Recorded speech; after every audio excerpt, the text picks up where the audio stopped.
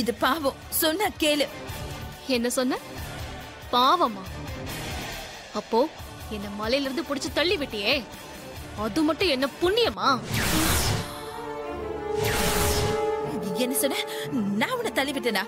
இல்ல இல்ல இல்ல, நான் உன்னை தள்ளி விடல. நீ என்ன தப்பா நினைச்சிட்டு இருக்க. ஏய், நடிக்காதடி.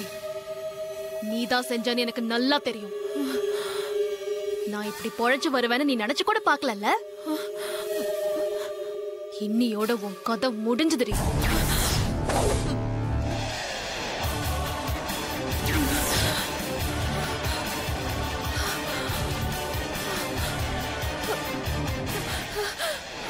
வேணாம் வேணாம் தீபா.